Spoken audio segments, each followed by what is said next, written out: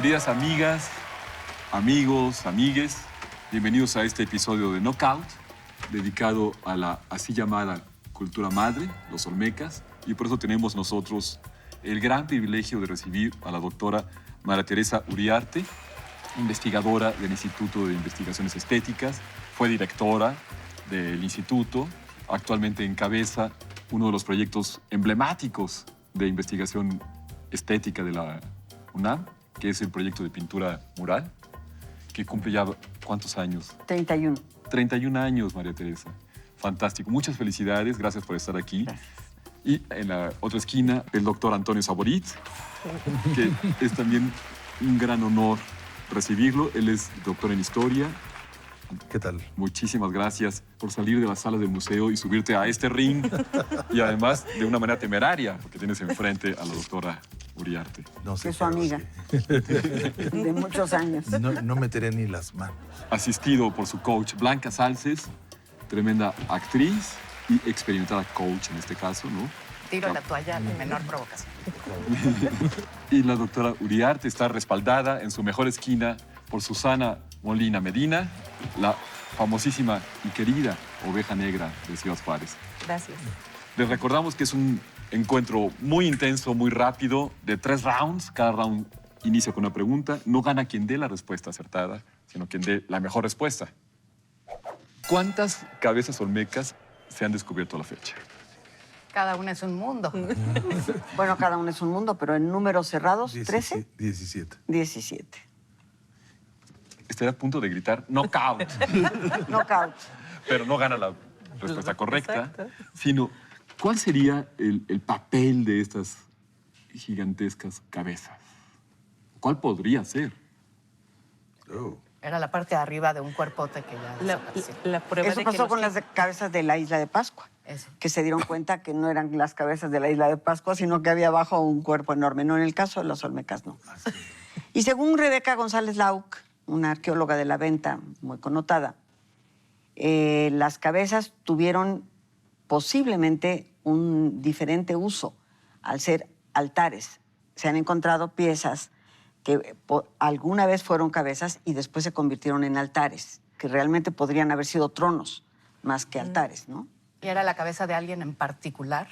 ¿O cualquier olmeca Yo creo que tenía sí son cabezas? retratos. Son retratos. De Sí, personas pienso que diferentes? sí. Y pienso que pues la cabeza es lo que nos identifica. Ahí hablamos, nos expresamos, están nuestros ojos, toda Pero hay veces nuestra- que veo nomás cuerpos y nada de cabeza.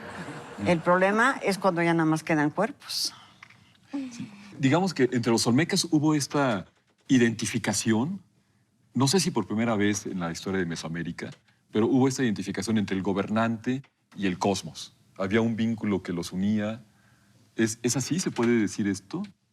Estoy pensando, ¿tú qué crees, Toño? Porque yo no tengo evidencias claras de orientaciones astronómicas relacionadas con las cabezas.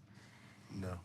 No creo que haya. No, Sí no. hay orientaciones con relación, por ejemplo, en el caso de la Venta, con relación al montículo de arena, que es simbólico de la Venta, ¿no? Yo no sé si podemos hablar de orientaciones astronómicas porque no estoy segura de que las cabezas se encuentren en donde fueron localizadas originalmente. Para comenzar. Volvamos a lo que tenemos enfrente, que es un retrato, ¿no?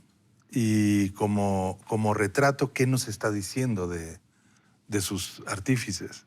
La logradísima intención de retratarse a ellos mismos.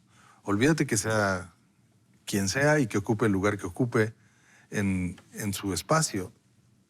El solo hecho de retratar a alguien, creo que es suficientemente elocuente como para quedarte un rato frente a ellas. Que es una irrupción del individuo en la historia.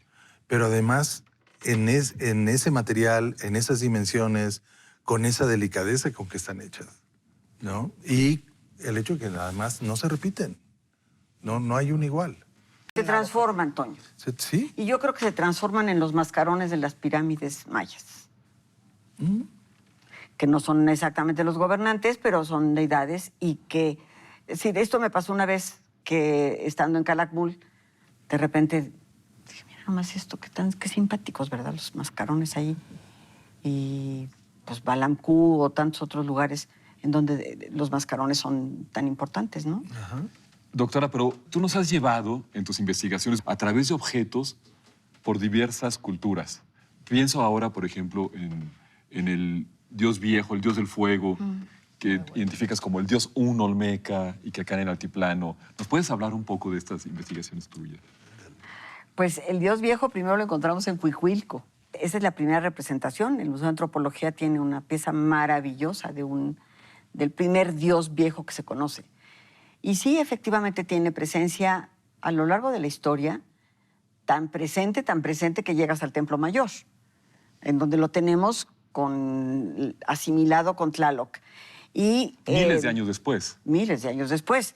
No solo eso, entre los mayas del siglo IX, X, Chichén Itzá, encontramos una similitud con estos dioses ancianos que son los Bacabes, los Bacaob, y los Pahuantún, ¿no? Que sostienen la tierra y que sostienen el universo.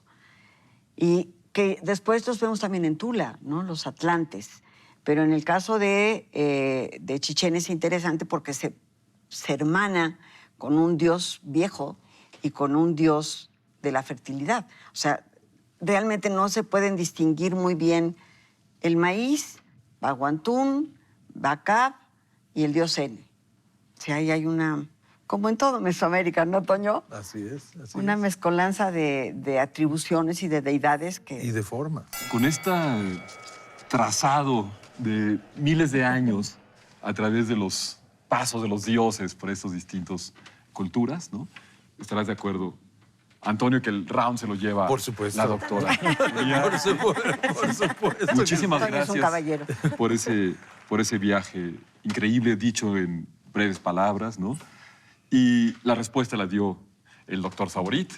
Efectivamente son 17 cabezas, de las cuales se han encontrado 10 en San Lorenzo, 4 en La Venta, el periodo de madurez de la cultura olmeca, y las restantes entre Zapotes y sus alrededores. Con esto termina nuestro primer round de este episodio dedicado a los olmecas. Los esperamos en unos instantes para los 2 siguientes rounds de este episodio. No se vayan.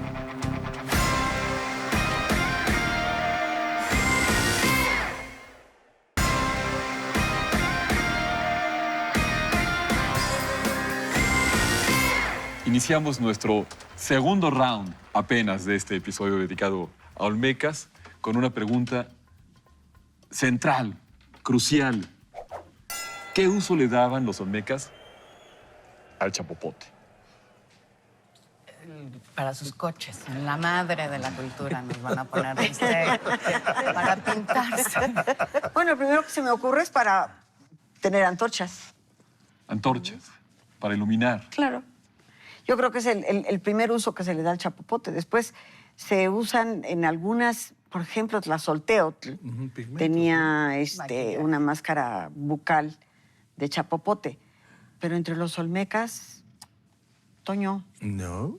Se les quedaba pegado, hay mucho chapopote por ahí. Era para seguro chapotear. sí. Claro, en Tabasco Chapopoteaban abunda ahí. el chapopote, ¿no? Harto Y la humedad, chapopote. ¿no? También, ¿no?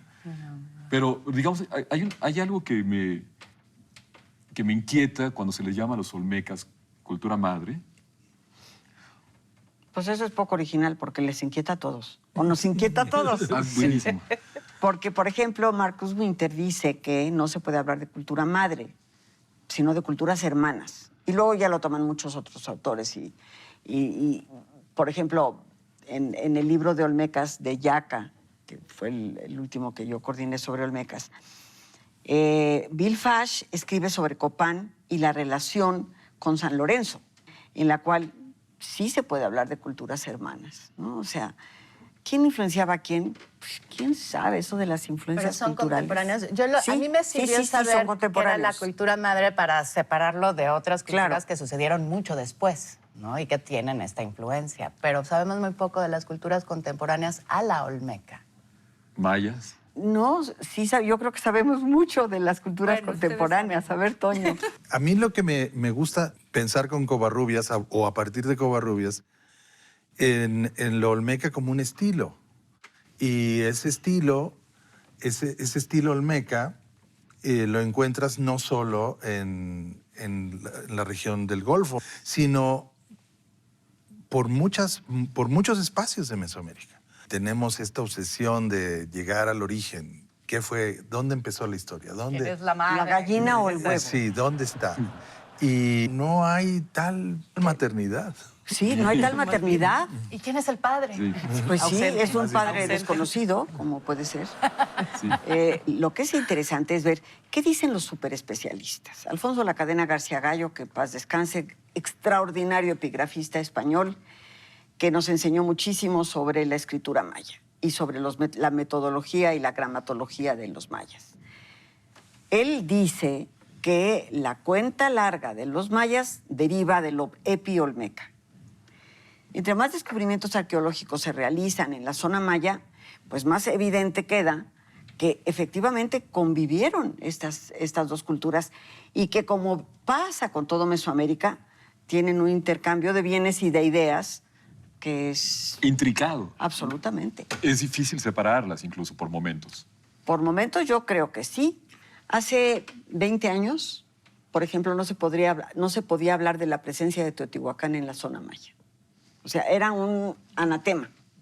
Y ahora es un hecho. Bueno, ahora ya lo descifró Alfonso Lacadena García Gallo, de qué manera los teotihuacanos llegaron a Naxtún, fueron apoyados por la gente de Naxtún y conquistaron Tikal y conquistaron Copán, después estableciendo una nueva dinastía en los dos lados, teotihuacana. Esa es la famosa y tan de moda, quiero decir, polinización cruzada, ¿no? Sí, es que hay una multiplicación de estudios y de estudiosos que ha vuelto esto cada vez más complejo, para suerte de todos. Estamos muy lejos de ese momento allá, en 1942, 41, en donde todos los especialistas convinieron en que olmeca era un estilo y había que separarlo de la venta. Hoy no creo que haya un especialista que se atreva a establecer un corte de esta naturaleza.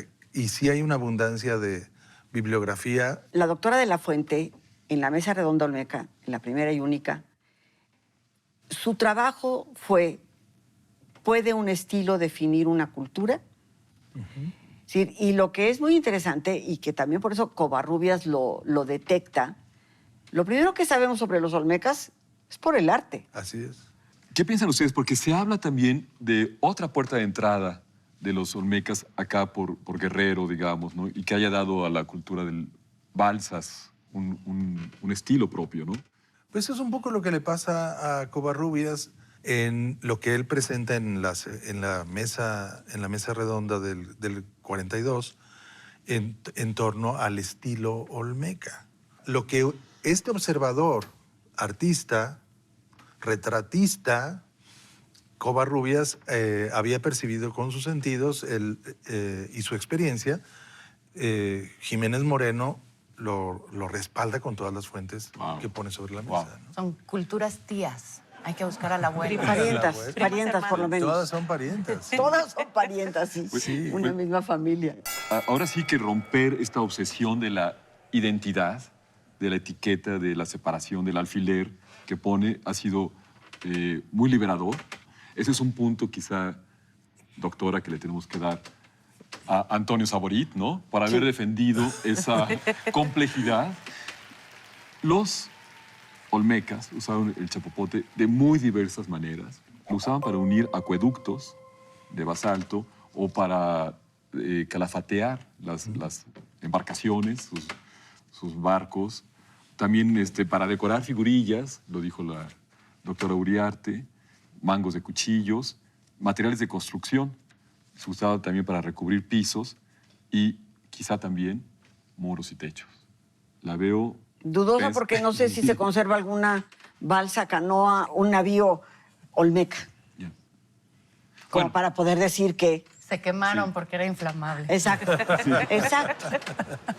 Como pegamento sí, fue usado hasta el momento, hasta los mexicas casi, hasta la llegada de los españoles. Era más frecuente el hule, que además de todo, allá lo encuentran. Porque el chapopote sería la época actual, ¿no? Tabasco es el país del chapopote. Sí, Se decían los habitantes del país del hule. Bueno, pero ese es nombre contemporáneo. O sea, lo de Olmecas es un nombre que le puso Covarrubias, ¿no? Del Paso y Troncoso.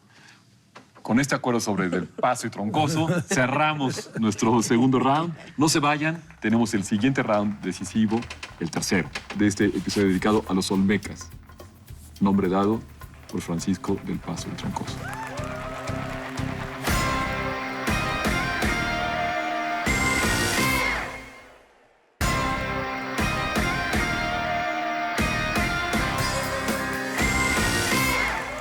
El round crucial, el tercero de este episodio, muy reñido, quiero decir, dedicado a los Olmecas. La pregunta es, ¿en qué templo se ha encontrado la representación más antigua de la serpiente emplumada? Es una pregunta muy capciosa, porque podríamos decir que en el monumento 19 es el que tiene la serpiente alrededor del personaje Así Olmeca. Que tiene un copetito de plumas, que podría pensarse que ahí es el origen de la serpiente emplumada. Yo creo que la serpiente emplumada realmente nace en Teotihuacán. Y me parece a mí que en la pirámide, que siga llamándose de Tlaloc y Quetzalcóatl, pero con nombres nahuas, que no sabemos qué hablaban los teotihuacanos. Sin embargo, creo que López Austin tenía argumentos muy fundamentados para considerar que lo que nosotros llamamos Tlaloc era un tocado y que estaba sobre el cuerpo de la serpiente emplumada en el templo de la serpiente emplumada de la Ciudadela, ¿no? ¿Los tlalocas eran tocaditos? Los tlalocas deben haber sido tocaditos, pero los tlaloques eran los ayudantes de Tlaloc. Ay, yo los toco a todos. Cuando hablabas del enigma de los Olmecas, ¿cómo describes ese enigma? A ver, tenemos muy poquito tiempo pensando y juntando fuentes para explicar lo que sucedió hace Algunos miles de años. algunos miles de años. Miguel Otón de Mendizábal ensaya sobre las religiones de los indígenas en la revista Contemporáneos en 1929 y señala algunas hipótesis sobre los Olmecas. 10 años después, Wigberto Jiménez Moreno reúne prácticamente todas las fuentes asequibles y plantea esto, el enigma de. Lo poco que tenemos nos enfrenta a la necesidad de reconocer al menos que estamos frente a un enigma. Porque es arcaico. Es decir, pertenece a una cronología que antes no estaba considerada, es más antiguo. Si se pensaba en el siglo XIX que la antigüedad, el México antiguo, empezaba, ¿cuándo quieres? En el siglo X, en el siglo XX, a mediados del siglo XX, pues tienes que romper otra vez la cronología y estirar hacia el pasado. Ponciano Ortiz y Carmen. Carmen, gracias. Encontraron en la Merced las evidencias del juego de pelota y de las maravillosas llamadas hachas. Las hachas. ¿Más o menos en qué tiempos? 1800 antes de Cristo. Sí, pero el descubrimiento, ¿cuándo ¿cuándo fue esto? Más o menos. ¿Qué será, hace 20 años? ¿Ves? Yo me Increíble. quedé en el siglo XIX. Increíble. en el tiempo.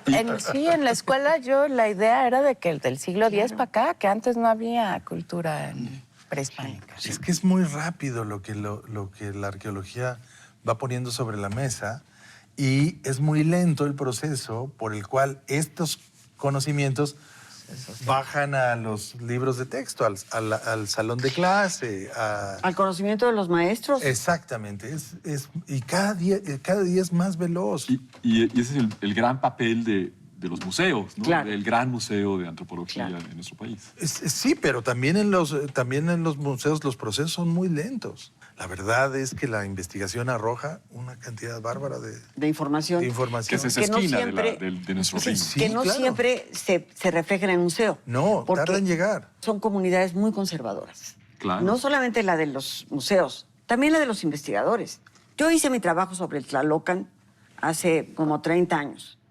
Y de todas formas, después de que yo demostré que son juegos de pelota, y por gran respeto a don Alfonso Caso, seguiré llamándolo siempre Tlalocan, Pues el Tlalocan no es el Tlalocan. El Tlalocan es probablemente la representación de una serie de eventos relacionados con el juego de pelota. Esa es mi hipótesis. Y sin embargo, 30 y tantos años después, ustedes escuchen a quien quieran seguir hablando del Tlalocan que hace, además es un concepto náhuatl. O sea, pero muchos años, muchos siglos después Sí, milenios.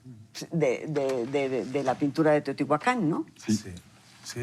En el caso del Museo Nacional de Antropología, querer o no, los creadores de este museo tomaron la síntesis que propuso Covarrubias en el arte indígena Claro. de México. Ese es el gran papel del arte en la creación de conocimiento, ¿no? Y en el abrir, ampliar las fronteras. Sí, o sea, Covarrubias no llega a ver el Museo Nacional de Antropología. ¿No? Y sin embargo, las salas del Museo Nacional de Antropología están en los primeros capítulos de su libro. Qué impresionante. Y yo aquí quiero hacer una observación. Curiosamente no existe en México, ni en el mundo, un museo que resguarde el arte precolombino que se llame Museo de Arte.